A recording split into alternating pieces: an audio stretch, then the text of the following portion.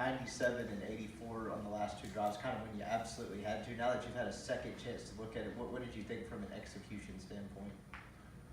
You know, anytime you're backed up and you need, you've got to travel some field, I keep saying the same stuff, and it's the same stuff that Coach Lou keeps saying, but teams are taking away deep shots and deep balls, and they're giving up grass underneath, and they're giving up opportunities to run the football at times. And so, it means you have to be more disciplined and you have to be consistent, and you got to play 8, 9, 10, 11, 12 plays in a row without making mistakes. And so the thing that we have to work on is really the thing that we're being forced to do in the last few games. That's play clean, and you see what happens when we do it. I mean, you said 84 and 97. We went the distance both times, and there were a lot of good decisions made. There was some consistent football being played, and that's just whether we have 40 yards to go to score or 87.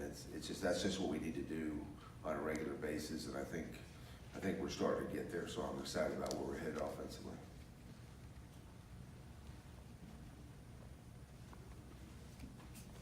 Hey, Phil, how difficult is it for AJ to slide outside and play that way if that's what you guys choose to do? That's where he started.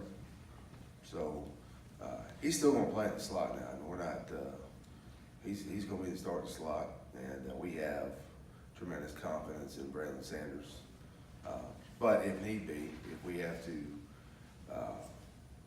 break, because Elijah Moore, we have tremendous confidence in also. So between the two of them, we'll still have 4 or 5 guys out there that we're confident in. It's just, you don't replace DK Metcalf, so we're not going to try to. We're just going to look at, the weapons in the arsenal now and use them as best we can.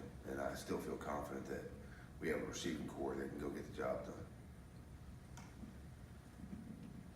done. I know you told the punt returners to let the ball go to the 3-yard line, right? I don't coach punt.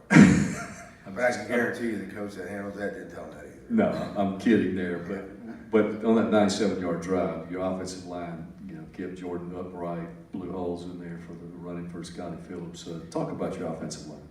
It was an 11-man effort. I mean, Jordan did a good job of moving around the pocket without running around too much. The receivers stayed incredibly active, pushing and chasing space, and that was good for us.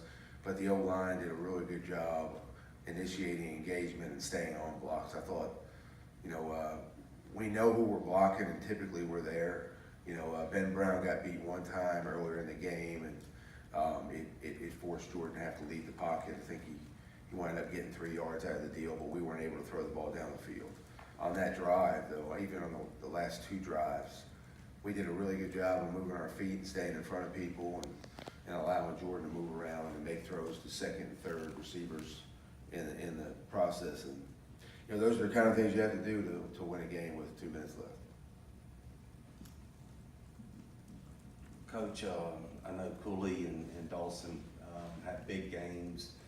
I'm sure they'll be involved even more now with DK out. Just talk about their improvement and them getting involved last game. I mean, they were open. That's the answer. I mean, those weren't plays called to get the tight end involved more. They weren't plays called to focus the football to a particular individual. They happened to take something else away, and Dawson Knox was in space, and we put a ball on him, and he made a play. He made a couple of them, and then Cooley, same thing. So they have the ability to play out in space like the receivers do. And both of them are so valuable to us because of their versatility. And so we're able to play them out in space and play them in the box. And that'll continue to be. Now, they may play a little more now, because of our personnel. But, right now, not much is changing because we still have some depth at receiver that we're comfortable with. When did you get the news of the severity of DK's injury, and what was your reaction? Well, I think anytime you hear, last night is the answer to the first question. I think anytime you hear that you have a player that has an injury that's going to keep him out for the remainder of the season, your first thought is he just going to be okay health-wise, and DK is going to be just fine. And then as long as that is, as long as he's healthy there, then you start thinking about the football aspect of it. And, it's just next man up. I mean, we have to.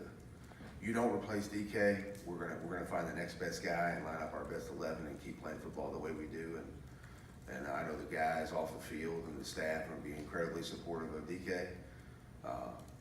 And he's already texted me things about, well, you know, the Auburn game, the season. I mean, his mind is involved, and so, you know, right now I think it's not a, you know, it's not a positive thing, but I think everybody's handling it as best they can right now. We're just going to get focused on Auburn. What stood out to you about Sanders' performance last weekend with the increased minutes? Who's? Braylon Sanders. Well, I mean, Braylon's been playing a lot this whole season. I mean, he made some big catches early in the year, proved that he belonged out on the field there. He's made some catches in the SEC games. He's handled some really good press corners. He blocks well.